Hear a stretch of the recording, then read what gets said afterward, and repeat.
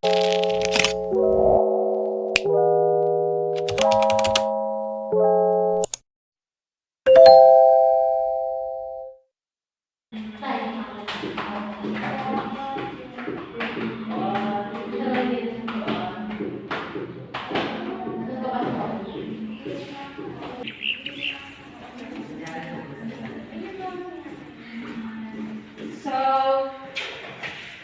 good morning, guys. Please sit down. So, for today's lesson, we will be discussing about graphic organizers. But before we proceed to our lesson, please watch the video that I sent to RGC. You have 10 minutes to watch the video and understand. Please watch and listen carefully because we will be having a graded recitation. Take your time, guys.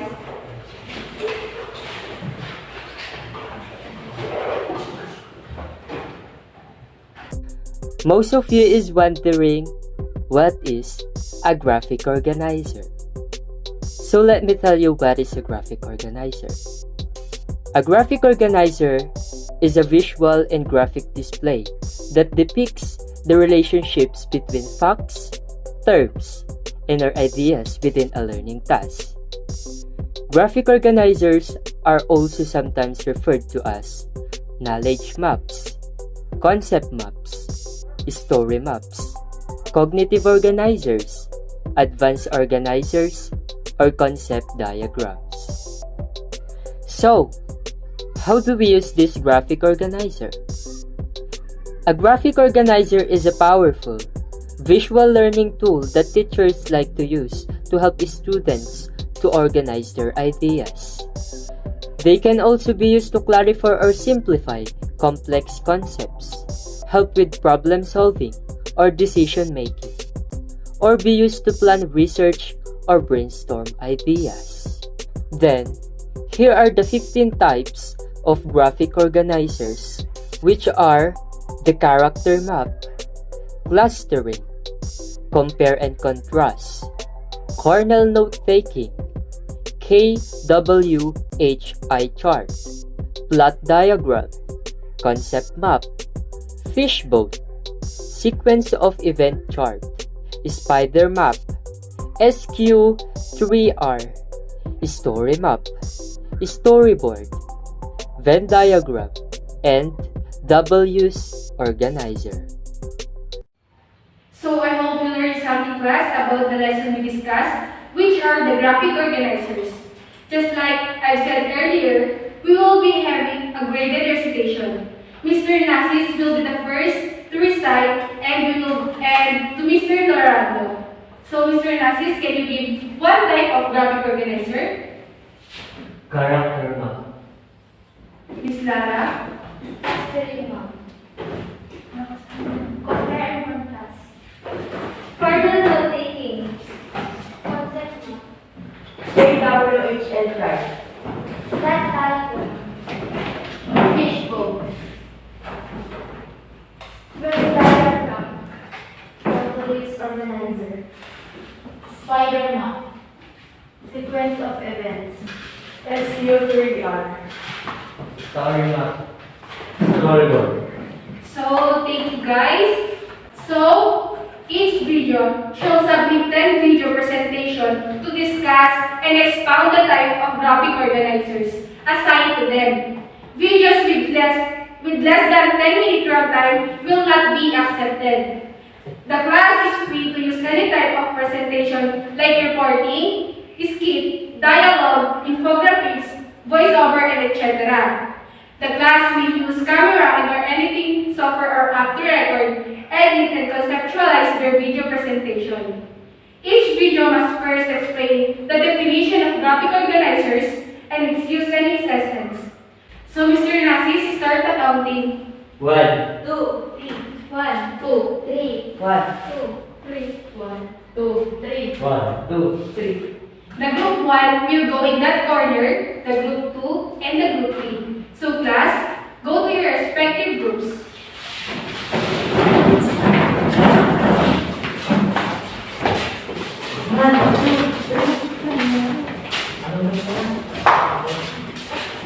Oh.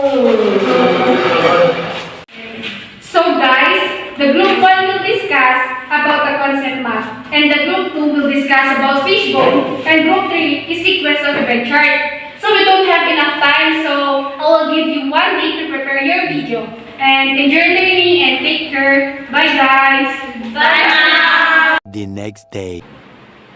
So, good morning class. Good morning, Miss Kabutahe. You may now take your seat. Thank you, ma'am. So, are you ready for your report? Yes, ma'am. Okay, group 1, you may now start your report.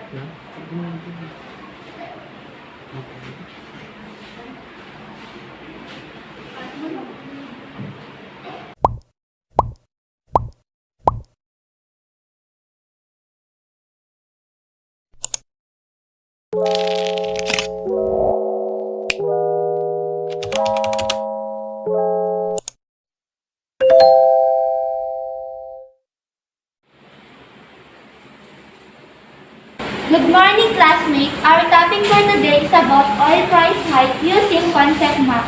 We'll give you an example and definition of it so that you can understand what and how to use concept map. So what is concept map? Concept map is a visual representation of information which can help to organize your thoughts and explore the relationships of any topic.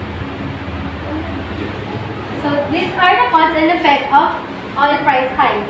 The causes of oil price hike: it is difficult to export due to the conflict between the two countries, war of Russia and Ukraine, oil regulation law, law of demand and supply, simply deficiency because of the member countries that included to the Organization of Petroleum Exporting Countries or OPEC, declare the state of economic situation, and that are the causes of oil price hike. While the effects of oil price hike is large expenses in transportation, people are having a difficult time to keep up with the increase of fuel. Many citizens are suffering, commuters getting affected, high pricing in goods, limited stocks, increased inflation and reduced economic growth, a worldwide phenomenon, and crisis. And these are the solutions of oil price hike. Less use of gasoline. We must go by walking instead of using vehicles. Try to use bicycles as long as you can. Stop using vehicles if it's not necessary. Be aware of the importance of using natural resources. Should promote biodiesel. Should promote companies which makes low petrol consuming vehicles.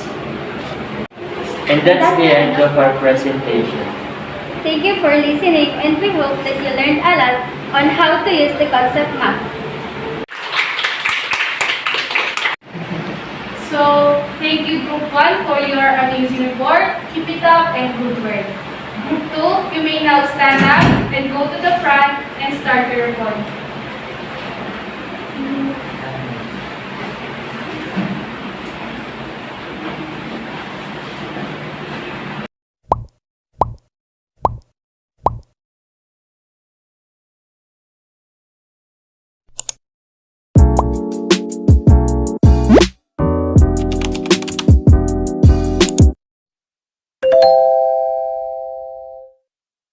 Our topic is all about COVID-19, using Fishbone diagram.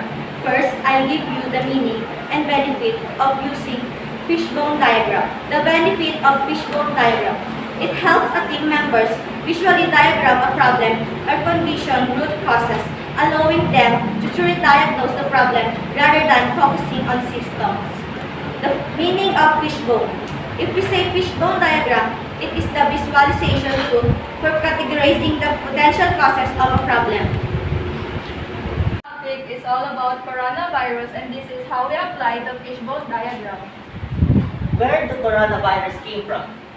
The first known infections from SARS-CoV-2 were discovered in Wuhan, China. The original source of viral transmissions to human remains unclear, as thus whether the virus became pathogenic before or after the spillover event.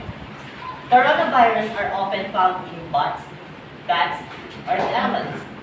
The viruses live but don't affect the animals. Sometimes these viruses then spread to different animals and species. What was the reason why coronavirus occurred? A pandemic occurs when a disease that people are not immune to spread across large regions. Many health experts believe that new strains of coronavirus likely originated in bats or pigeons. The first transmission or transition to humans was in Wuhan, China. Ways on how to prevent COVID-19. Even if they don't appear to be sick, keep a safe distance from them at least 1 meter. Hands should be washed frequently. Use soap and water or an alcohol-based hand rub to clean your hands. When cough or sneeze, cover your nose and mouth with your bent elbow or a tissue.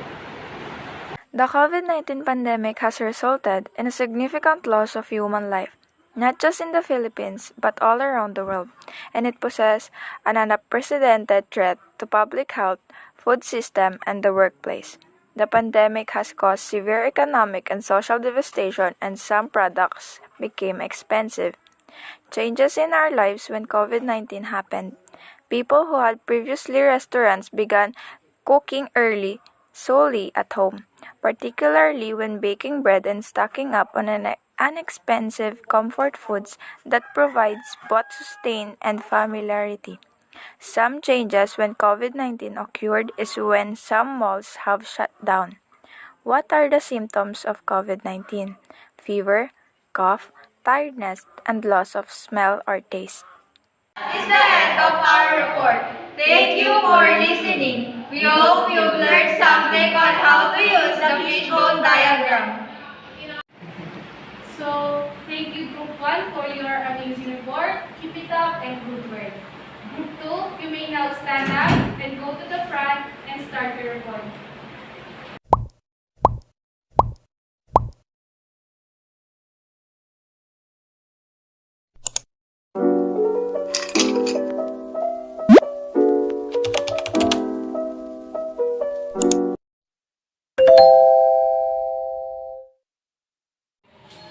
Good morning, everyone. Our topic is all about martial law using sequence of events. But first, let me define to you what is sequence of event for us to understand it more.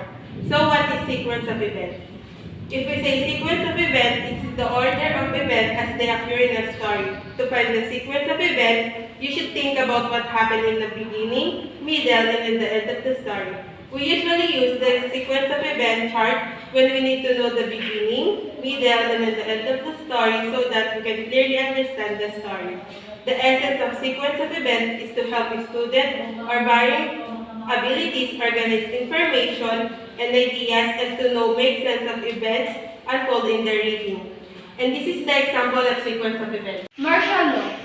In the year 1972, in the month of September, becomes the official date that the martial law was established, and the date that the Marcos dictatorship began. This also allowed Marcos to control history on his own terms. Martial law is a temporary imposition of direct military control of normal civil function or suspension of civil law by a government, especially in a response to a temporary emergency where civil forces are overwhelmed or in occupied territory. Martial law declared by Marcos because Marcos claimed that he had done so in response to communist threat posted by newly founded Communist Party of Philippines, in short, CPP, and the rebellion of the Mindanao Independence Movement. The effect of martial law is martial law involves the temporary substitution of military authority for civilian and is usually invoked in time of war, rebellion, or natural disaster. In martial law, they experienced curfew, war, massacre, illegal seizure of land and property, and millions of people were directly victimized while the entire nation was being intimidated. Marcos' martial law came to its end after Cory Aquino led a revolutionary government to take down both the president and the system, as they have enough supporters against the martial law that time. In 1981, the month of January, President Ferdinand E. Marcos decreed martial law officially lifted, and he replaced by Cory Aquino. And that's the end of our report. I hope you learned something about sequence of event chart and how to use it. Thank you. Baby, hit it.